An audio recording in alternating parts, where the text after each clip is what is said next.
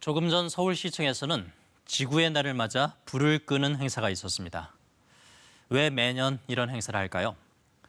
세계에서 네 번째로 큰 바다가 사막으로 변해가고 또 새하얗게 덮였던 그린란드 빙하는 이제 까만 대지만 남았습니다. 2,400만 장의 구글 위성 사진으로 본 지구의 변화상. 불과 37년 만에 이렇게 바뀌었습니다. 발전이라는 이름으로 편리함과 화려함을 얻었지만 이젠 심각한 위협으로 다가오고 있는 것입니다. 나라별로 탄소 배출량을 살펴봤더니 한국은 세계 6위였습니다. 10년 뒤에는 탄소 배출량을 24% 이상 줄여야 하는데 과연 이 목표를 달성할 수 있을까요? 이호준 기자가 우리나라 탄소 배출의 현실을 일상생활을 통해서 짚어봤습니다. 내가 배출하는 탄소량은 얼마나 될까? 아침에 눈을 떠 세수를 하고 아침 식사를 하는 동안 생각지도 못한 곳에서 상당량의 전기 사용을 통해 탄소가 배출됐습니다. 약 16km의 출근길엔 탄소를 1.6kg이나 썼습니다. 점심 한 끼는 더합니다. 소고기 햄버거 스테이크 반찬 하나에 탄소 4kg, 점심 한 끼 탄소량이 오전에 쓴 탄소의 2배를 훌쩍 넘었습니다. 이렇게 하루 동안 혼자 배출한 탄소량은 13kg입니다. 1년으로 계산하면 5.2톤 정도 되는데요.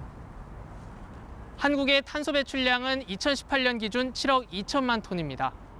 국민 한 사람당 14.1톤을 배출하는 셈입니다. 개인이 이런 생활 속 탄소 배출을 줄이는 건 한계가 있습니다.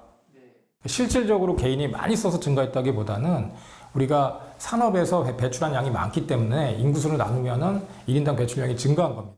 그렇다면 2050년 탄소 총량을 0으로 만들겠다는 정부 정책은 어떻게 진행되고 있을까? 기본 방향은 석탄 발전을 과감하게 감축하겠다는 것이지만 정작 발전 설비 계획에는 석탄 발전소를 추가로 지어 30년간 가동한다는 방침입니다. 아직까지 우리나라는 탈석탄에도 이 명확한 정책 목표가 이루어지지 않고 있다는 점이 상당히 큰 문제로 지적됩니다.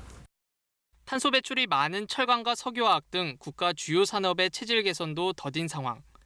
지난 30년 동안 유럽 국가들은 탄소 배출을 23% 줄인 반면 한국은 같은 기간 동안 140% 넘게 늘었습니다.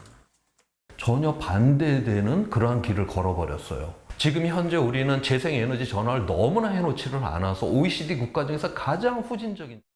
10년 뒤 24% 넘게 탄소를 감축하겠다는 정부.